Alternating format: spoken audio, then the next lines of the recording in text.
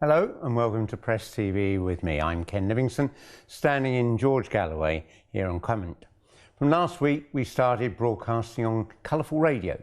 Let me welcome our listeners to Colourful Radio as well. Tonight we'll be looking here in the UK about the heavy-handed G8 policing tactics, and London is also hosting a mass anti-hunger rally ahead of the G8 summit in Northern Ireland. Yet again, Israel is threatening to build yet more illegal settler units on the West Bank. And finally in Turkey, the Prime Minister Recep Erdogan issues a last warning to the Taksim Square protesters. When you call in, make sure you make the volume on your radio down to 0 or switch it off altogether, or neither of us will be able to hear each other. You can call me on +44 208 601 4555 or text me on +44 780000 8066. Remember, this number is for the show only. You can also email me at comment@presstv.co.uk.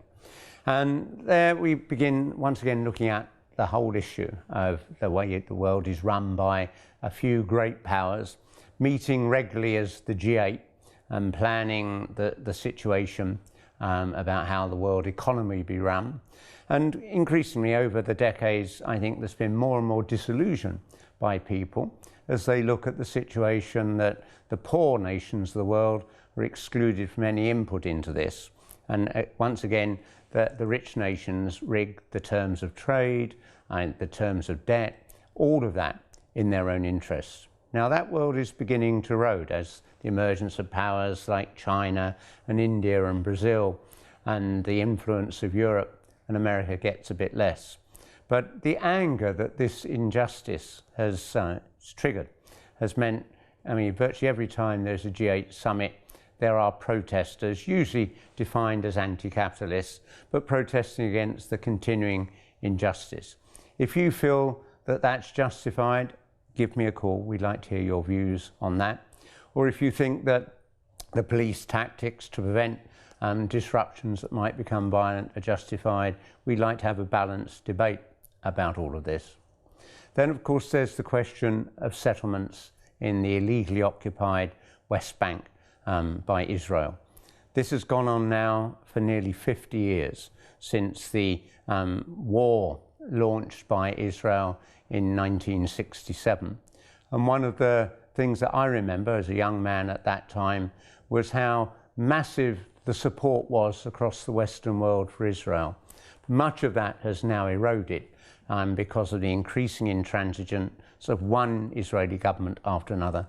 Not since the assassination of Prime Minister Rabin, who was seriously talking about a deal, have we seemed to have a government led by someone with the courage to do a deal to end the injustice meted out to the Palestinians. We have our first caller, Mahmoud from Sweden. Hello, Mahmoud. Hello, Livingstone. Yes, it's my pleasure to have me comment. Well, I would like to comment about this G8. A long time ago, before the collapse of the Soviet Union, it used to be G7. And all those G7 are, all of them are members of NATO, and including Japan, which is pro-American ally. And when the collapse of Soviet Union, they made it G8. They have included Russia. Well, I think now the second and the emerging economy is China, as you said before, that China is not included. India and Brazil, they are not included. Instead, they made another group called G20. My point here is that it's not the West or NATO country should decide the economy. That's the greatest mistake that we have, and the IMF. Well, it's a good idea they made this what they call BRICS, free from IMF, that if something will come out will rival IMF or World Bank, which is decided in Washington, it will be an improvement. But this NATO country will not collapse unless another power, economic or military power, emerges. I think... And about Turkey, I want to speak about Turkey, because Turkey is a member of NATO. And Erdogan has become a dictator. And I think, Mahmoud, if you step back and look at this, effectively, the old G7 was a sort of economic side to NATO. And when, at the end of the Second World War, America really then controlled almost half of all the productive capacity on the planet. It was able to set all the rules for itself. Now, within the next 4 or 5 years, America will be displaced by China. America will become the second largest economy.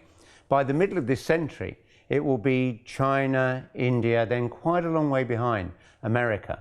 Brazil will overtake Japan. Turkey will catch up with Germany and France and England as an equivalent power. So the world that for the last 500 years has seen the imperialist nations of Europe and then the United States running the world broadly for their convenience, this world is coming to a close, and we need in place something more democratic that can open the way to a much fairer future, and one without so many tensions and risk of armed conflict. Mahmoud, thank you for your call from Sweden. We're now joined by Michael from Kent, who wants to talk about the protests in Turkey. Hello, Michael. Hello, Ken. Good evening. Nice to speak to you. Yeah, how I see it about the protests in Kent is, you know, we've heard all this, seen all this Hollywood stuff about 2012 and the end of the world and all that nonsense. But how I see it was that 2012 was a change of consciousness in people, everybody on the planet, and you can see this around the world now.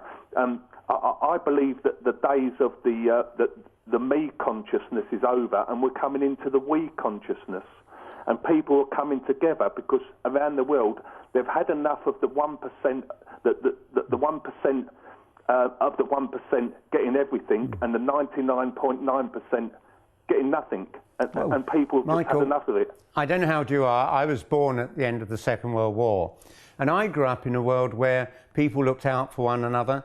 People did things in their local community. It wasn't all about what you could own. And then the consumerism that had dominated America took over in much of Western Europe. And we've become much less happy. I think many of us have much more than we used to have in terms of our wealth. But you're in a position where you aren't actually any happy. I've met some of the richest people in the world. People like Rupert Murdoch. People like Robert Maxwell. I don't find these people particularly happy because there's always someone richer than they are. Anyhow, do give me a call if you've got a view on this or any of the other subjects we're talking about today. You can call on +44 208 601 4555, and we're joined by Christina, who's calling from Portugal. Hello, Christina. Oh, good evening, Ken. Hello. Listen, my darling, do you think that now that Mr. Ahmadinejad is no longer going to be president of Iran? Well, there's an election about to take place. It's in 2 stages. And yeah. The presidents are only allowed to serve 2 terms. He's finished his 2 terms. Yeah. So there will shortly be a new president in Iran, yes. So do you think, depending on who gets elected, it might change the attitude of the West to Iran concerning the sanctions against them? Well, can I tell you, if you look back over the last decade or so, there's been these constant allegations, mainly coming from Israel, supported by America, that Iran is about to become a nuclear weapons state. And it's been predicted it's always about to happen. Years go by, it hasn't happened. And I think it's absolutely hypocritical of America, which has never taken any sanctions against Israel, who have hundreds of nuclear weapons, that brought nuclear weapons into the Middle East, to impose sanctions on Iran. Those sanctions hit at the poorest and the young, and I think this is fundamentally wrong. We all remember the lies from America that there were weapons of mass destruction in Iraq. That turned out not to be true. And it does seem to me it's taking a very long time for this evidence to actually come out that Iran is seeking to make nuclear weapons. And I think we should actually say we pull back, and whoever is elected the president, and I think there's about 8 or 9 candidates in the field, I mean, the West should start with a completely clear slate and do away with its sanctions and engage with that new government. Thank you very much for that call. We're now joined from Wales by Ramzan. Hello, Ramzan. Good evening to you, Mr. Livingston. Well, basically what it is, G8, right, they hold this meeting every year, don't they? And they sit down there, decide what they want to do, how they want to run the world, and yet, they're trying to press us all the time with their wealth, and the protesters, right, are only simply protesting against what they are actually standing for, right, the G8. And they want to control the world. They want to control everybody, our own mind, our thinking, and it's terrible what they're doing to the world. I mean, we are the taxpayers are paying for their wrongdoings, okay? And yet they don't get penalized. If we don't pay our tax on time, we get penalized straight away, right? But they don't. I mean, look at Starbucks and look at Google and look at all these billionaire companies, right? They don't pay no taxes. Ramzan, if you think about this, that you're in a position now where, I mean, one of what Mrs. Thatcher and Ronald Reagan unleashed on the world, this neoliberal right-wing economics. It's all about reducing taxes.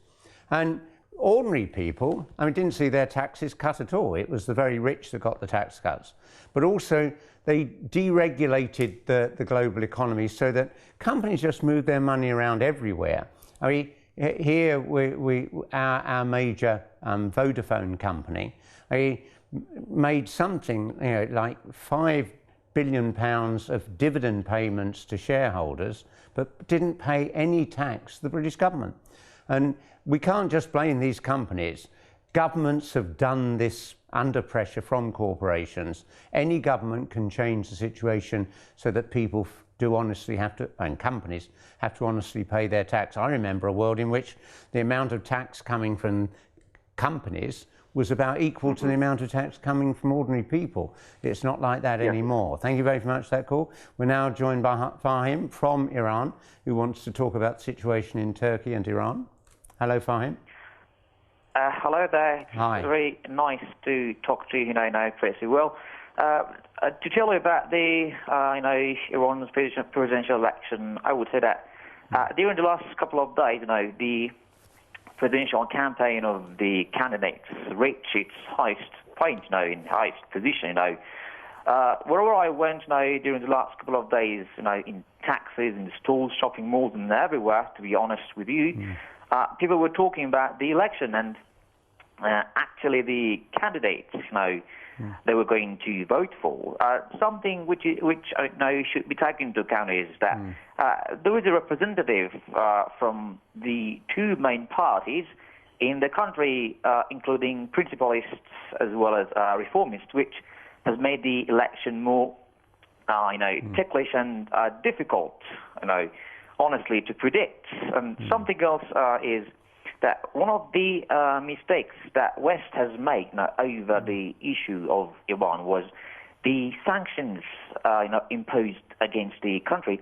I will tell you the reason, which is the fact that now, more Iranians are willing to take part in the election. I mean, the statistics which are going to be released will be more than expected, which, is 60%, but however, I'm sure that it will be more than that. The criteria that the Supreme Leader has mentioned, have been taken into account by Iranians to choose the best candidate. The last point that I want to talk about, concerning the presidential election in Iran is that our participation will show our powerful response to the U.S. as well as its allies, and moreover, it shows our endorsement, for the country and the Supreme Leader. And to build as the last point, all of us, all of Iranians tomorrow are going to participate in the election to show, our power and anger to U.S., and its allies. Well, I have to say, I honestly don't know much about the candidates standing. I've read a little bit in the Western media, but it is so important that everyone should go and vote. Everyone in Iran, most people in Iran aren't old enough to remember. There was a free election back in the early 1950s, 60 years ago, which saw the election of Prime Minister Mossadegh. And then the CIA, the Central Intelligence Agency, and MI6, Britain and America, effectively organised the overthrow of that government, reinstated the Shah so that the bulk of the oil revenues came to the West rather than the Iranian people. And so, therefore, whether people think that the candidates are perfect or not, everyone should go out and vote, demonstrate that the government that is elected in Iran does speak for the majority of the Iranian people and can then engage with the United States of America and demand a proper discussion rather than continuing these terrible sanctions. Thank you very much for that. Our next caller is Anwar from London, who wants to talk about the G8 and Israel. Hello, Anwar. Oh, hello. Good evening, Ken. Hi. Nice to see you. Ken, there's just two little points I like to make. One thing is, G8. In the past, when the G8 held a meeting, whatever part of the world they did, can we understand that was something to do with the economics of the world? But I believe that now the functions and the future aims of G8 would be different. This will come out, after we see what's happened, because it is now going to be the competition of controlling the markets in the Far East and the global markets between, the major powers, which is America and China, coming up. That's one thing. As far as Israel is concerned, Ken, it's a long history we have been discussing, in various years. The ultimate force behind the wars in the Middle East and around the world is Zionist lobby in America and the other portions of it in the Western Europe, Ken. And what I'm afraid is, what the world doesn't realize, Ken, at the moment is, if the Third World War starts, Israel thinks he'll be safe, or America, they think they will be safe. No, I think that 2/3 of the whole earth will be destroyed. And that is the fear, Ken, which I have. Well, because these I don't think there's any danger of a Third World War, because with the amount of nuclear weapons, that would be extinction for the human race. What is so bad is that basically the United States of America fueled the Cold War, mainly so it could sell its armaments abroad. It still sells the majority of all the armaments trade is with the United States of America. And with the collapse of the Soviet Union, they needed another enemy to sustain that. And of course, they picked on Islam. They started to say that there will be a clash of civilizations between the West and Islam. I never came across anybody, and I've traveled extensively through North Africa. I visited both Israel and the West Bank. I've never found anyone in that world that says they want to see a great global conflict. They just want America to withdraw from interfering in the Middle East.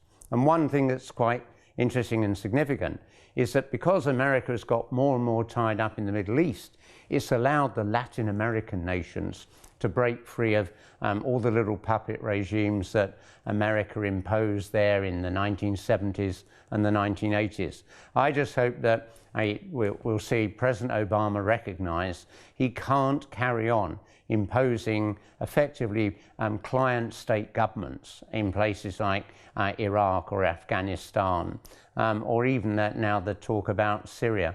The peoples of the Arab world and the Muslim world must be free to arrange their own affairs without Western interference. All that has happened because of Western interference has been a disaster, not just for the people in those areas, but over here as we see the bodies of our troops coming back, where they had no real say in whether or not they should be sent, and the vast majority of the British people didn't believe they should be sent.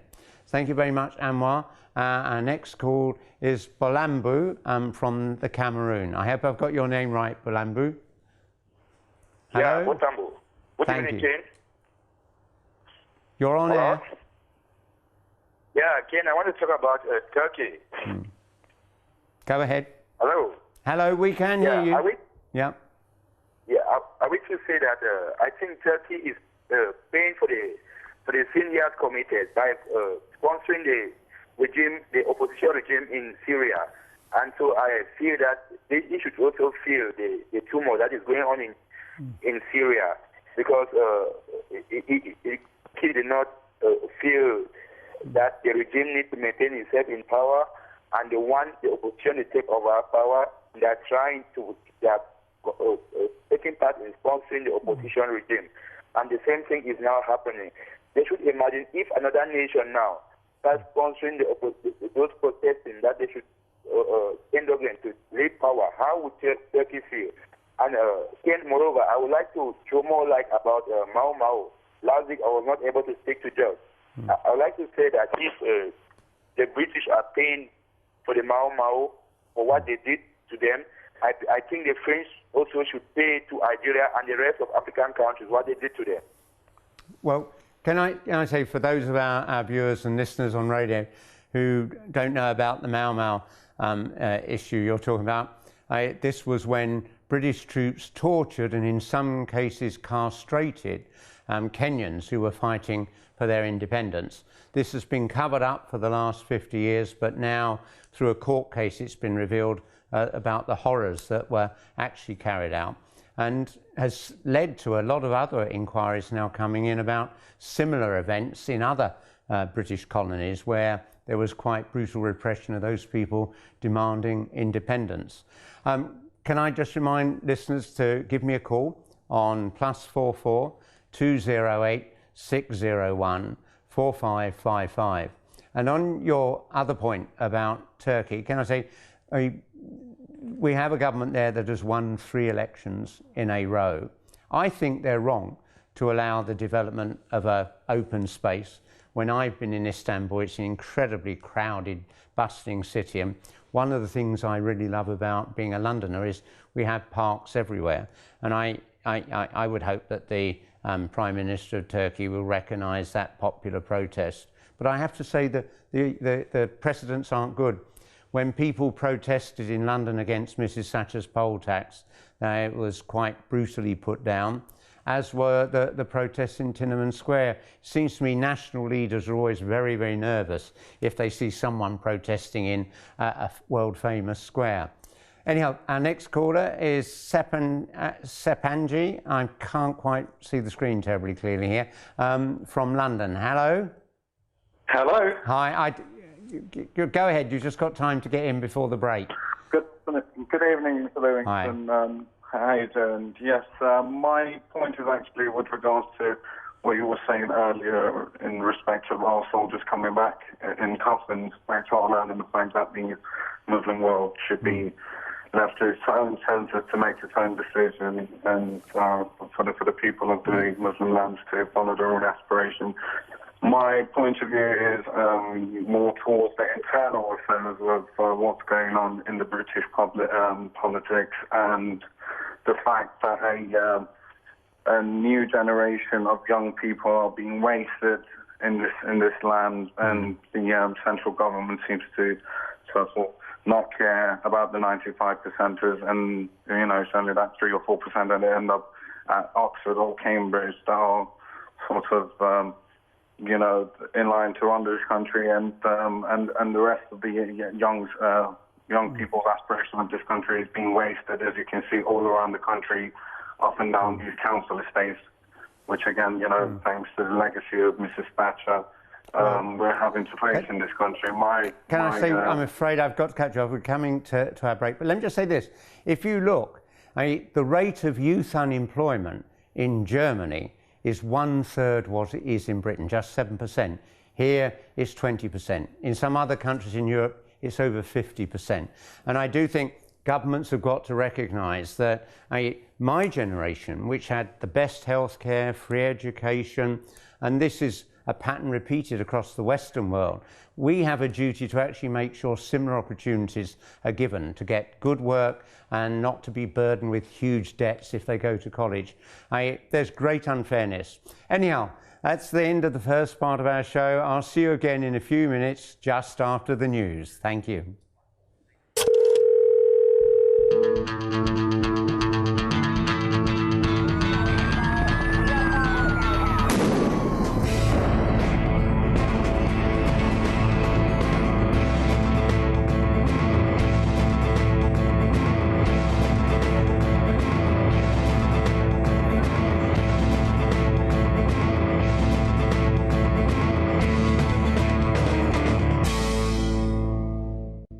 Welcome back to Comment with me, Ken Livingstone, and I particularly want to say hello again to our listeners on Colourful Radio.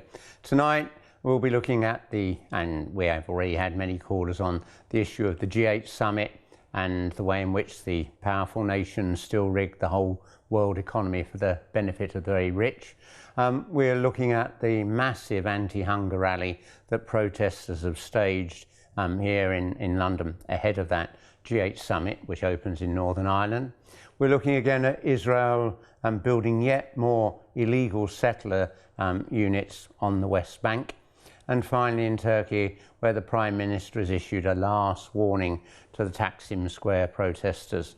You can call me on +44 208 601 4555 or text me at +44 7800 00 8066. Remember, this number is for the station only.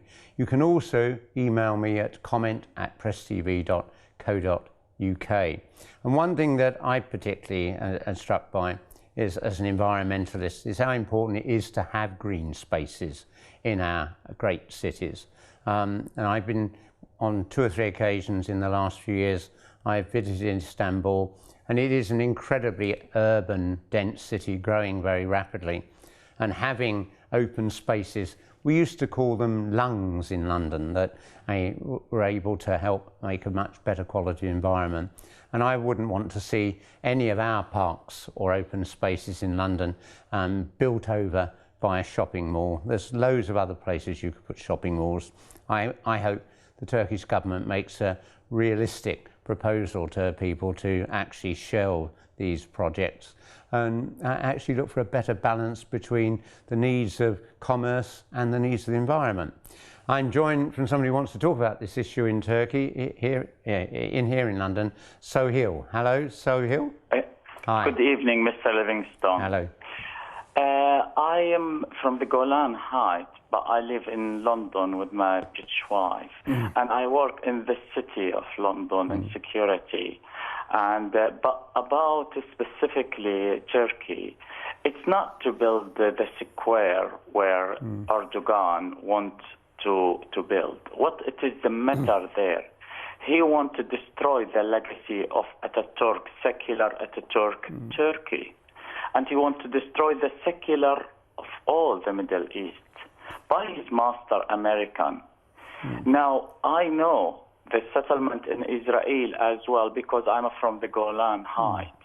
And I know Israel, unless the world stopped Israel, nothing is managing to stop Israel in any way or another of expanding its settlement. It's only after 42 years waiting to go back to my home in the Golan, the world is ignoring us and ignoring us. And that one thing, I know it's not the topic about it in this way, but I just want to say this G8 is meeting and all the world are trying to look and focus on it. It's focusing on Syria. And I know Turkey is pushing specifically Erdogan and his government, which is being pushed by the American on the Turkish people, trying to do the dirty job of the American in the Middle East. Now, we love Turkish people. Cut in there, because there's a lot of topics you're covering. One thing you might find interesting, there's a book come out recently called Fortress Israel, which is not written by a critic of Israel and was praised by the Jewish Chronicle here. And I've just finished reading it. One of the things I find so shocking is that on some occasions, American presidents have tried to push the Israeli government to a compromise.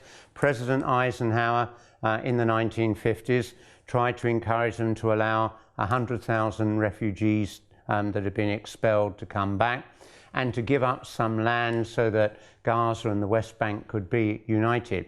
And that was sabotaged by David Ben-Gurion, the then Prime Minister. And even under President Nixon, who was no radical left-winger, he tried to put pressure on Israel to make concessions. This was shortly after the illegal occupation of the West Bank and Gaza. And the Israeli government organised 77 out of the 100 American senators to put pressure on Nixon to back off. And I have to say, I don't see the sort of strength of character in President Obama that he's going to stand up to that sort of pressure. So I'm very pessimistic about where we're going on the problems of the Palestinians getting justice. Thank you for your call. Our next call is Adnan from London. Hello, Adnan. Hi. Hi. Yeah, about Israel. When it comes to Israel, human rights and international law and United Nations Security Council orders, they all go to the wall. I mean, when it's Israel involved, these things exactly comes upside down. So what I want to say is Israel ideology was built on expansion. Now, since the defeat in Lebanon, we see that Israel is shrinking. It's changing from malignant tumor to a benign tumor. And that's because they themselves, the Israelis, believe that things are going to change. And we have so many people, Jewish people, when we go on demonstration, they come with us and we talk to them. They demonstrate against the state of Israel. And they say that in their belief and in all the holy books before Islam and Islam, that Israel is not going to last. So this aggression and this violation of all international laws and human rights will bring Israel to their end very soon, inshallah. And thank you very much. Well, then, can I just say, it's quite interesting, if you look at the history of this, for a long time, that first Israeli Prime Minister, David Ben-Gurion, had that slogan, people without a land for a land without people. There was decades of denying that Palestinians had even been there. And after the expulsion, the ethnic cleansing at the creation of the State of Israel, he also said, it won't be a problem. The old will die, the young will forget. Well, the world has not forgot this injustice. And the tragedy is, in Benjamin Netanyahu, we have an Israeli leader absolutely obdurate, determined never to make a concession. And he knows every time he allows more illegal settlements to be constructed on the West Bank, it prevents any real negotiating starting. And there can't be one rule for Israel and another for other countries. Illegal occupation is wrong, and we need to stand up and continue to pressure our own governments all around the world to actually say you can't carry on doing this. 50 years of injustice is enough. Thank you very much for that call. Our next caller joins us from Nigeria, Ogashuwa. I hope I got that right. Hello. Good day, sir. Hello. Good Hello. Day, sir. You're on air. How are you, sir? I'm fine, thanks very much. I haven't been to Nigeria for nearly 50 years. Thank you, sir. Excuse me, sir. The problem that I want to lament here is issue of the Palestinians. Is it there is human rights in this nation, in the world? The international human rights, where are they? Every places the Israeli bulldozing houses of the illegal occupier of those people, that they assure them excessive power, excessive force, and Britain, American are sued by them. Then, the Syria issue, I would like to congratulate the Syria army that the God gave them power. They are now dealing with the carnivore, people that used to eat human flesh, with the backing of Saudi Arabia, Europe nation, and American plus Israel. the Erdogan is the one that supply route to those militants, militating, frustrating those Syrian people. It is now bounced back now. The Erdogan, you see, who killed by sword will die by sword. Till that Erdogan support militants to destroy the Syria one day. It is now his own domain. It is at his doorstep now. Thanks, Yoko. I think one of the important things to remember is that Israel, there was the real problem at the end of the Second World War, the absolute evil tragedy of the Holocaust left so many Jewish refugees who had barely survived the death camps. And throughout all of that, the United States of America, with all its land, only allowed one small holiday camp in the Appalachians to be made available to take some Jewish refugees. And the then President Truman, I think, feared very much if he allowed the Jewish refugees, who mainly wanted to go to America, to come in their hundreds of thousands, he might lose the election. And that was the core of what is this. I mean, the vast majority of European Jews who survived the Holocaust didn't want to go and settle in what they saw as a desert. They wished to be living in Britain or in the United States of America. And when you had the collapse of the Soviet Union, Russian Jews were told, you can leave Russia, but you can't come to the United States of America, you've got to go to Israel. All this has been wrong, and it's led to a festering injustice, which is completely unacceptable. Can I remind our listeners, you can give me a call as well with your views. The number to call is +44 208 601 4555. Whether you wish to talk about the issue of the illegal Israeli settlements, the problems that the Turkish government are finding now with the popular protests against them, or this question of the power that the G8, the great capitalist powers, still exercise, although that power is lessening with every year that passes as economic power shifts to other parts of the world. Let's go back to our previous caller from Nigeria. Whereabouts in Nigeria do you live? Excuse me. Oh, right. I remember. I was in. I want to ask this question. Excuse me. Hello. Hello. Yeah. I was in Nigeria in 1966, just after the massacres in the north. Hello, sir. Hello. Yes. I want to ask a question. Yeah. The human rights that the American and international government, they are not always incarcerated the Africa president. The same thing is not issued or is not working in Israel and the rest of the monarchy that are supporting insurgents to kill innocent lives. Well, also, you wanted to talk about Turkey. Tell us what you think about that. Yes, because this thing that is taking place in Palestine, it is in Africa now. The International Court of Law now pursue them, frustrating our leaders in the name of human rights. But Israel has been participating on and often with nobody. Nobody has right to take Israel to the Court of Law, International Court of Law, sir. I think one of the problems is that in America they refuse to recognise that these sort of problems happen all over the world. I'm old enough to remember students at Kent State University in America protesting against the war in Vietnam, peacefully protesting. 4 of them were shot dead by state troopers. And there were all sorts of illegal activities by the Nixon government, bugging people's phones. All of that went on. The idea that America is some beacon of liberty that we should all learn from, and that somehow the government in Turkey is particularly bad and repressive. Governments all around the world tend to be very nervous and crack down on dissenters. I've been a dissenter against most British governments for most of my life. I oppose the things they do that are actually wrong.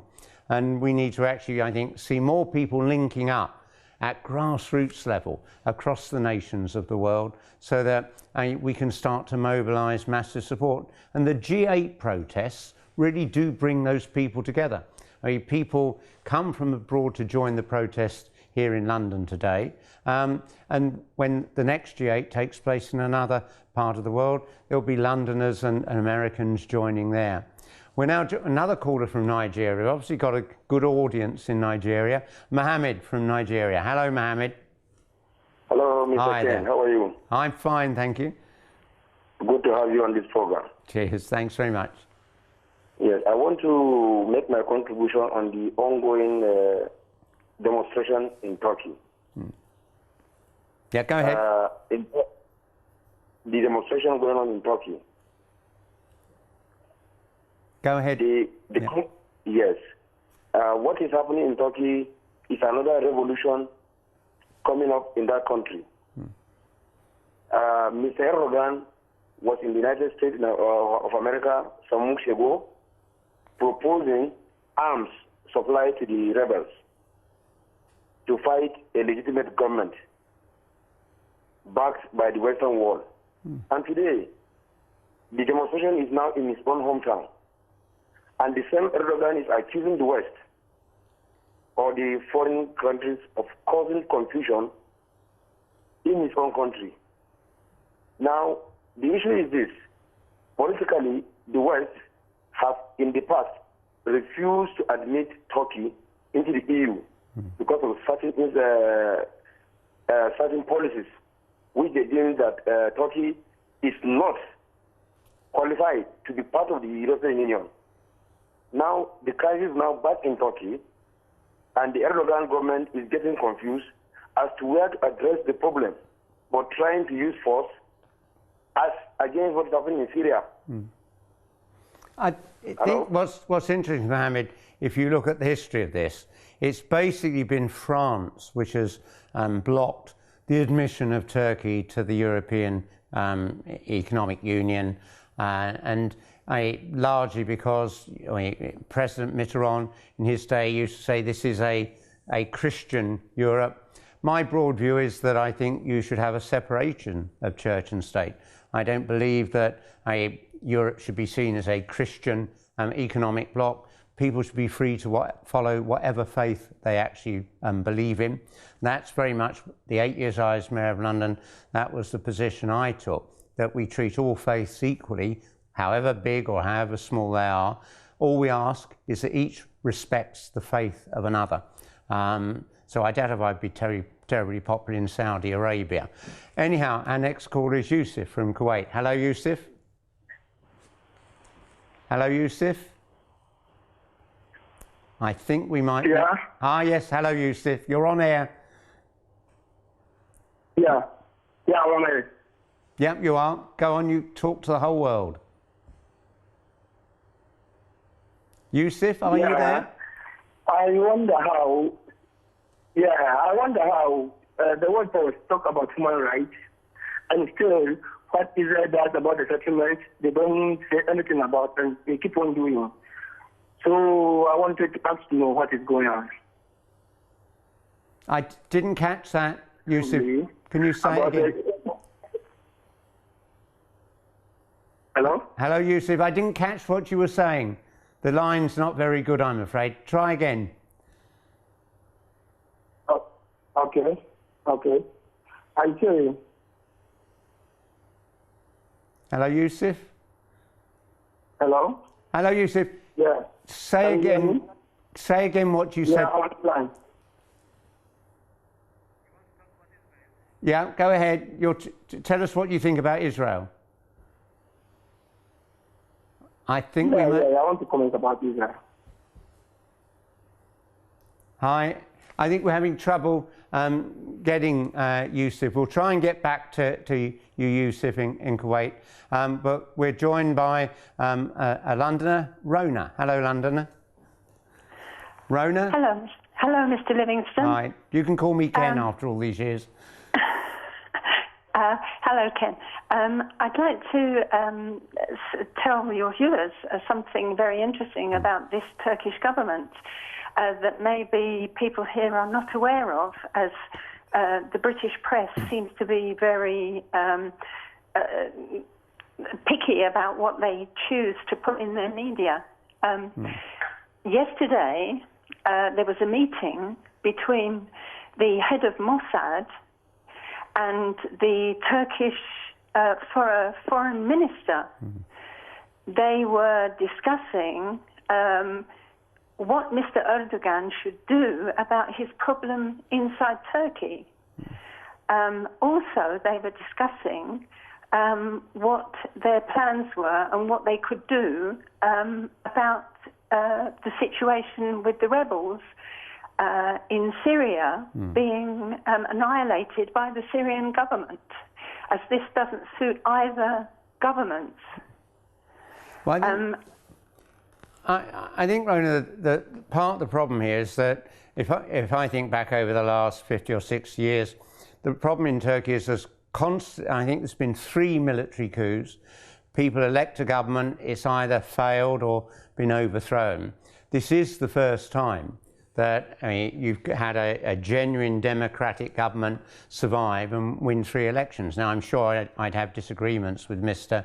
Erdogan on a whole range of issues, but at the moment, there is the freedom of people in Turkey to throw that government out. In the same way that the people of Iran will be going to the polls in the next few days to elect their next president. But I have to say that I wouldn't be turning to Mossad for advice on anything, given their pretty horrendous record of illegal killings and torture. And it would be a mistake for Turkey to actually go down that road. Thank you, Rona. Yet another caller joins us from Nigeria, Shamaki. Hello, Shamaki. Hello. We seem to be having some problems with the line from Nigeria today. Shamaki, are you there? I am very much available. Okay. Tell us what you want to... Hello, Mr. Chen. Hello there. What would you like to say? Chen. Good evening. Good. Go ahead. I am very much available. Tell us what you want to talk about. Yes, Mr. Chen. Good evening. Hello there. Hello. Good evening. Yeah, good evening. What do you want to talk about, Turkey or Israel or the G8? I want to comment about the human rights in this world. Yeah. Go ahead. Mr. Chen. We're listening. See, the incest killing of human beings in this world is becoming unbearable. What is the government of America doing about it? We're looking onto government. Pardon?